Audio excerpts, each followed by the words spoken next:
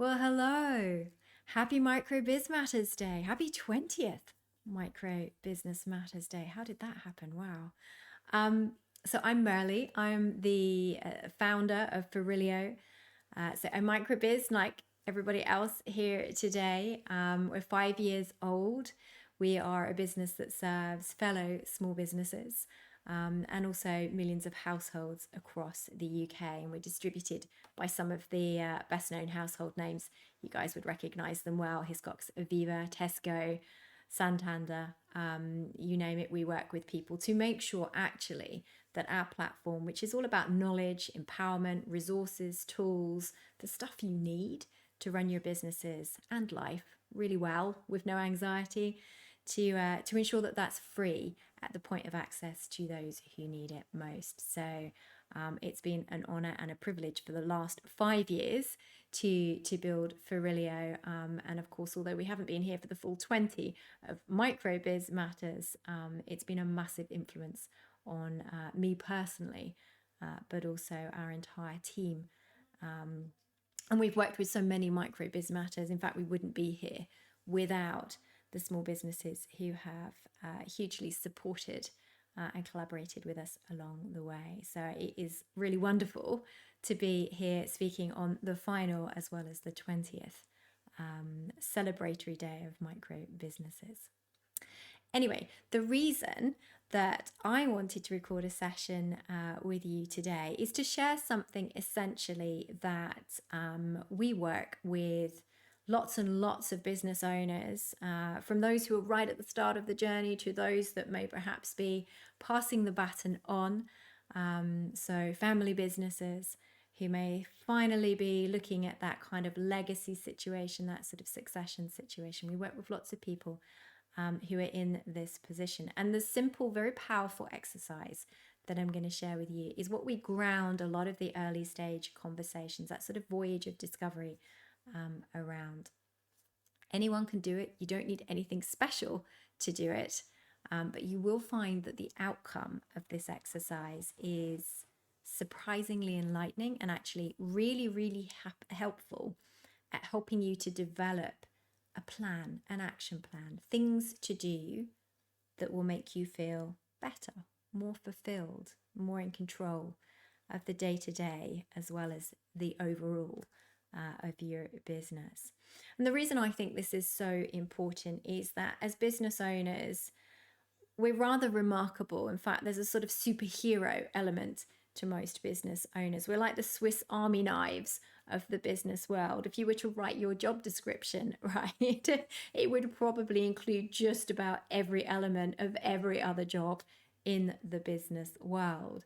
And while that really is superhero stuff and it's very impressive, as pretty much all of us know, we're not superhuman and therefore it isn't sustainable. So really keeping on top of what's going on with the business, and actually most importantly of all, checking in with ourselves as the most important asset that our businesses will ever have, is absolutely critical. And it's the one thing that we quite often forget to do, including and especially in times of pressure.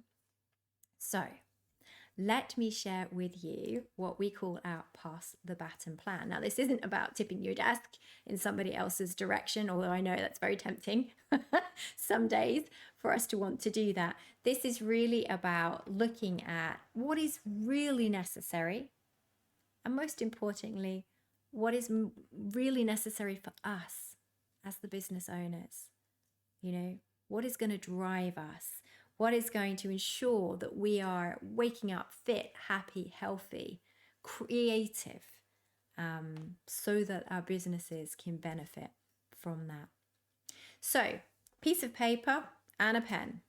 Divide your piece of paper into 4. We're going to recreate the image that you can see on the screen in front of you. This is taken from one of the guides on Farillio.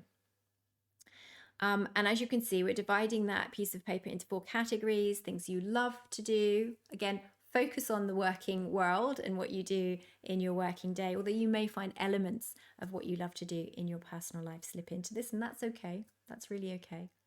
Then we'll look at what you hate to do, what's really causing you anxiety, stress, keeping you awake at night, grinding you down, making you perhaps resent sometimes what's on your to-do list when you take a look at it. Then we'll flip across and we'll look at what the business needs you to be doing. Now, that is a little bit like a job description, but because we do multiple things as business owners, as I've touched on already, it's really about what the unavoidable is. What does your business really need to be happening that only you can do in order for it to succeed and thrive and deliver on your business plan? And then finally, what can't you do? And this isn't about what you're not good enough to do or necessarily the skill sets, but it's looking very closely at what the business needs and then thinking, where are the blockers? And is that blocker a blocker because I don't have the right skill set? Is it a blocker because I can't finance that right now? Is it a blocker because, there's a technological problem? There could be all sorts of things. So that's where the planning really starts to come out, as I said a moment ago, and that's the action area. So don't overthink this. Just take a few moments to write down what you love to do. When you look back and you think, that was a really cracking day, I really enjoyed that, I felt like I really made a difference today, and I'm really happy. Think about what might have happened during that day that's going to leave you with that feeling of real fulfillment. What do you love to do? For some people, it's I love meeting other people. I love selling to other people. Some of us love just that quiet time where we can be creative or to plan.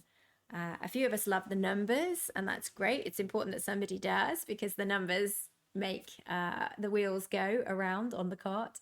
But again, just make that list. And then let's move to the hate box. So take a few moments to scribble down what you hate, what really makes you feel rubbish about running your business. Maybe it's something that makes you feel inadequate or out of control. Maybe it's something that just takes up way too much of your time and it's just not a joy. Be very truthful about these things. You're not sharing this piece of paper with anybody else unless you want to. What a lot of people that we do this exercise with find is it's actually quite nice and quite helpful to share it with other people who know them well. Many managers actually do these kinds of exercises with their team members too, because it gives an honesty and a real sort of human factor to a lot of appraisal and development conversations too. So it is something you can use with other people, but it's also helpful to share it with a few other trusted people once you've concluded it.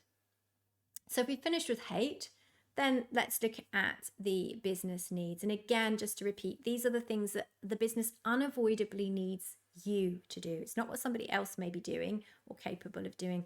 It's what has to happen that you need to be doing. And if you can't do some of those things for a variety of reasons, and I touched on some of those already, it might be skill set, it might be money, perhaps there are other factors blocking you, then those things need to be listed in your can't do box. What's really interesting and probably the most powerful thing about this exercise is when then you start to compare the boxes to each other. So how much of what you love to do is really what the business needs to be done? Are you slightly out of kilter?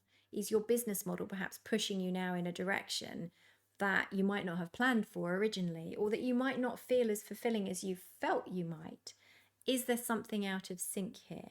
And if there is, make a note of that, because you'll need to come back to that in a moment. Is there too much of what you hate? And yet the business needs those things that you hate to be done. Well, and how much of the things that you hate can you actually not do or not do really well? Perhaps there is a recruitment or a hiring or a collaboration opportunity that's sort of flashing a little bit of a light at you there. Make a note of it. So as you contrast these boxes, it will tell you whether you've got the balance right for you. And a lot of us as business owners have this sort of ostrich syndrome. We put our head in the sand and we ignore sometimes what's really going on. This exercise brings what's at the back of your mind forward. You will know all the answers and all the points that you put on this paper will be familiar to you. But the way that you look at it probably will change your perspective on what you need. We call it passing the baton because sometimes it may be time to pass the baton to a new team hire, to another family member. It might be the point in time to look at, maybe a loan, maybe some invoice factoring, possibly a bit of fundraising, depending on your business type. So from this exercise comes a very powerful set of insights that you can then turn into an action plan. We use the pass the baton terminology because running a business is a bit like running a relay, right? You're always a member of the team. You may well be the captain of the team as the business owner, but sometimes you do need to pass a baton in a controlled way to somebody else. That's part of your planning. And this exercise is a really nice, as I say, simple way to make sure that you are front and center of what's going on and the decisions that you make. So happy Micro Biz Matters Day. I wish you 20 years of success, happiness and fulfillment in running your business. Don't forget, please, if there's one message that you took away from this session, you are the most important asset that your business can ever have. And your business needs you to take care of yourselves.